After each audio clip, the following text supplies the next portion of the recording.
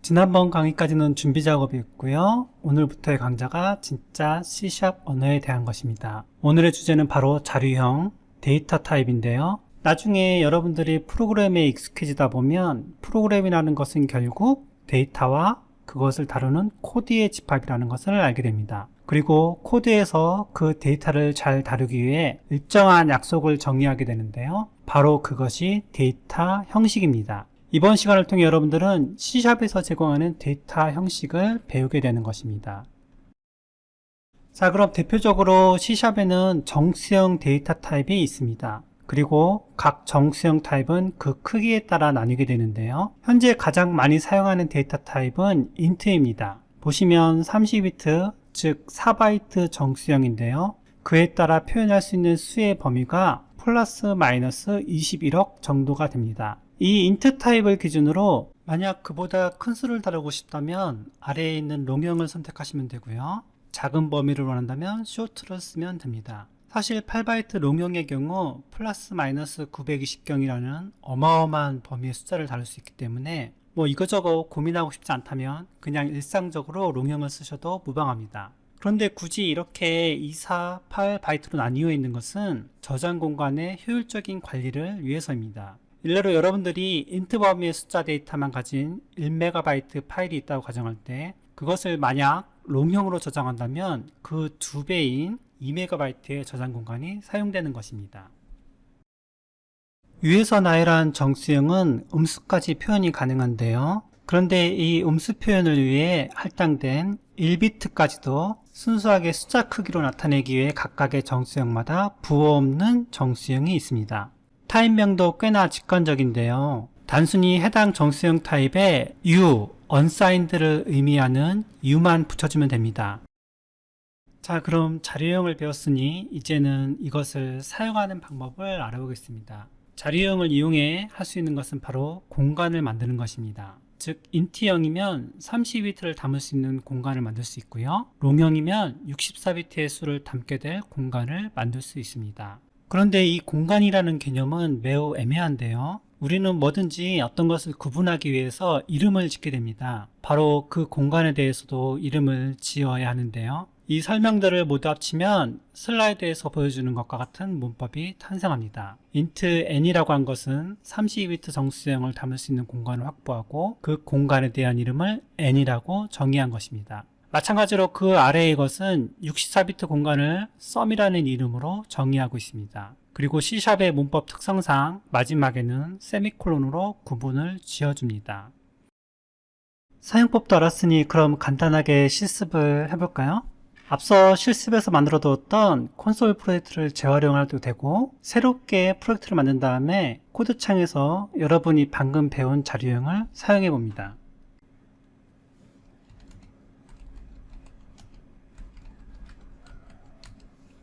이렇게 하고 빌드까지 해봅니다. 다음과 같이 성공했고요. 이것이 바로 여러분들이 C# 언어가 정한 문법에 따라 작성한 첫 번째 프로그램 실습입니다. 이어서 화면에 보이는 것처럼 코딩을 함께 해봅니다. n은 32비트 값을 담을 수 있는 공간이니까 이렇게 equal 기호를 사용해 숫자 값을 담을 수 있습니다. 또는 프로그램을 진행하면서 다시 다른 값을 담는 것도 가능합니다. 그럼 지금 n이라는 공간에는 처음에 500이 들어갔다가 이제는 600이 됐을 테고요. 그리고 이렇게 다시 값을 설정할 수 있다는 특성 때문에 이렇게 정의된 공간을 변수라고 합니다. 즉 여러분들은 지금 변수 n에 500을 담았다가 다시 600이라는 값을 할당한 것입니다. 확인을 위해 콘솔 라이트 라인으로 출력해 볼 수 있습니다. 기왕 하는 김에 또 다른 변수 하나를 더 정의해 볼까요? 이름을 다른 걸로 n2를 하나 더 정의하고 이번에는 700을 대입한 다음 다시 롱형으로 sum 변수를 정의하고 이번엔 숫자가 아니라 위에서 정의한 int 변수 두 개를 더한 식을 써보겠습니다. 자, 해석은 상식적인 수준에서 하시면 됩니다. 이 코드를 보시면 변수 n에는 600을 n2에는 700이 있습니다. 그것을 더했으니 변수 sum에는 1300이라는 숫자가 들어있을 것입니다. 역시 콘솔 라이트 라인으로 확인을 해보면 값이 맞을 것입니다.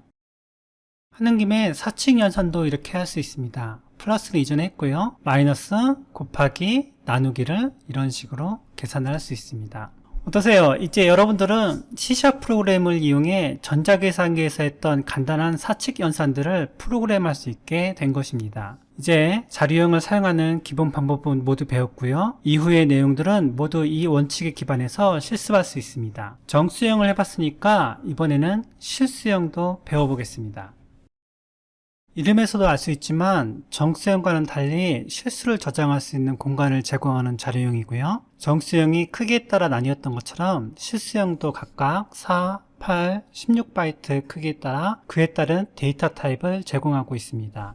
실습도 비슷하게 진행이 됩니다. 첫 번째 라인은 sum이라는 변수에 5.2라는 실수를 대입했는데요. 특이하게 마지막에 f라는 점미사를 추가했습니다. 왜냐하면 이 5점이라는 값이 플로트 데이터에 속한다는 것을 C# 컴파일러에게 알려야 하기 때문입니다. 그런데 두 번째 라인의 경우에는 f를 붙이지 않고 있는데요. 이렇게 실수값에 f가 없으면 해당 실수는 더블0으로 간주가 됩니다. 다시 첫 번째 라인을 보면 이제 의미가 해석이 좀 더 잘 될 텐데요. 가령 5.2에서 f를 빼면 그 값은 8바이트 더블0 값이 됩니다. 그렇다면 그 더블0 값을 4바이트 플로트 저장 공간에는 담을 수가 없겠죠?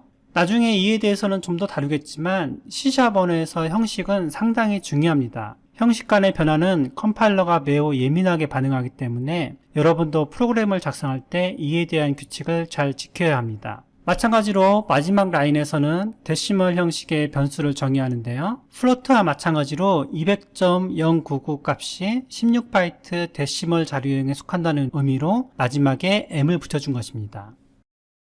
지금까지 C샵에서 제공하는 정수형과 실수형을 알아봤는데요. 이번에는 문자와 관계된 타입을 배워보겠습니다. 보는 바와 같이 캐릭터 CHAR이라고 되어 있는데 이 타입은 한 개의 유니코드 16비트 문자를 담을 수 있는 공간입니다. 여기서 유니코드라는 다소 낯선 단어가 나왔는데요. 일단 눈으로 익히기만 하시고 16비트라는 점, 즉 2바이트니까 약 65,000개의 문자를 구분할 수 있다는 점만 기억하시기 바랍니다. 그런 면에서 사실 엄밀히 따지면 캐릭터는 앞서 살펴봤던 2바이트 부호 없는 정수형인 uShort와 다를 바가 없습니다. 단지 C# 언어 차원에서 문법적인 규칙을 정의해 캐릭터형에는 숫자가 아닌 단일 문자 하나를 담도록 개념을 분리시킨 것에 불과합니다. 그리고 단일 문자가 아닌 다중 문자, 즉 문자열을 보관할 수 있는 타입인 스트링이 있습니다. 자, 사용법을 보면 앞선 예제들을 기억하고 있다면 쉽게 이해할 수 있는 코드입니다. 첫 번째는 A라는 문자 하나를 CH라는 변수에 담았고요. 그 값을 출력하고 있습니다. 또한 두 번째 텍스트라는 변수에는 Hello World라는 문자열을 담고 있는데요. 이 예제를 여러분들이 처음 콘솔 프로젝트를 만들었을 때의 예제 코드와 비교해 보는 것도 좋겠습니다.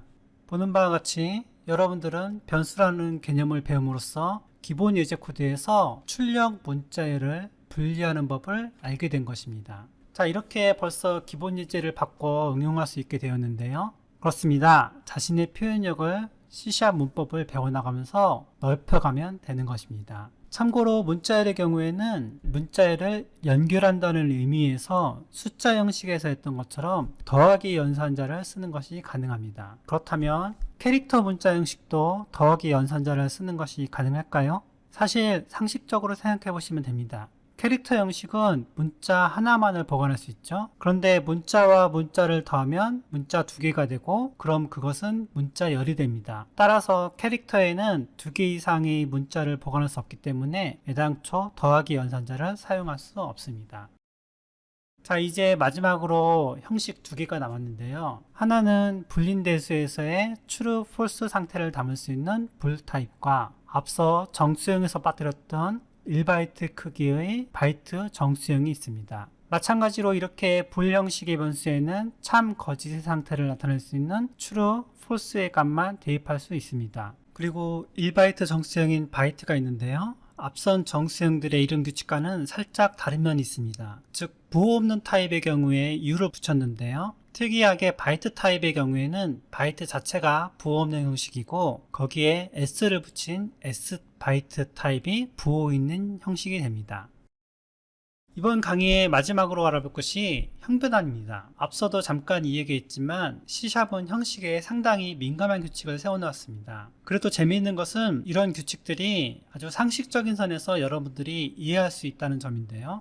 예를 들어 int는 4바이트로 플러스 마이너스 21억의 숫자를 표현할 수 있다고 했고요. 롱형은 8바이트로 플러스 마이너스 920경의 숫자를 표현할 수 있다고 했습니다. 자, 화면에 예제 코드를 보시면 여기에 타입이 다른 두 개, 즉 int와 long 간의 대입이 발생하고 있습니다. 즉 롱형 변수가 int형 변수의 값을 받아들이고 있는데요. 이 말은 곧 4바이트 공간에 있던 숫자가 8바이트 공간으로 확장이 되어 들어가는 것입니다. 바로 이런 식의 변화가 형변환에 해당합니다. 그런데 int형 변수에 어떤 값을 담고 있는지에 상관없이 그것은 최대 4바이트에 불과합니다. 담고 있는 모든 값을 그대로 롱형 변수에 아무런 문제 없이 담을 수 있다는 건데요. 이렇게 형변환에 있어 전혀 문제가 되지 않는다면 C# 컴파일러는 이것을 허용해 줍니다. 그런데 그 반대의 경우는 좀 문제가 있습니다. 아래의 코드를 보면 즉 롱형 변수에서 int 변수로 대입을 하고 있는데요. 이 결과는 상식적으로 볼 때 경우에 따라 불가능할 수 있습니다.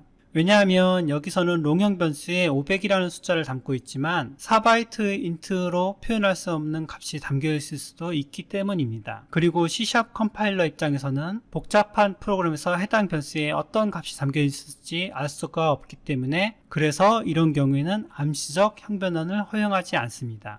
대신 명시적 형변환은 개발자의 권한으로 할 수 있습니다. 이렇게 괄호 열고 int라고 써주면 즉 개발자가 명시적으로 형변환을 하겠다고 표시해주면 C# 컴파일러는 형변환을 허용합니다. 물론 그렇다고 해서 롱형 범위의 모든 숫자가 문제없이 int형 변수에 들어간다는 것은 아닙니다. 실제로 8바이트 롱형 값이 4바이트로 강제로 결삭이 되어서 int에 넣어지게 되는데요. 그러니까 이러한 명시적인 형변환은 프로그래머가 그 결과를 알고 있고 그래도 문제가 없으니 빌드를 하라고 C# 컴파일러에게 표현을 한 것입니다. 이렇게 형변환에는 암시적 형변환과 명시적 형변환이 있지만 앞서 말씀드린 것처럼 그 규칙은 여러분들이 상식적으로 알 수 있는 것이기 때문에 굳이 외우려고 하지 않으셔도 상황이 되면 알 수 있는 문법입니다.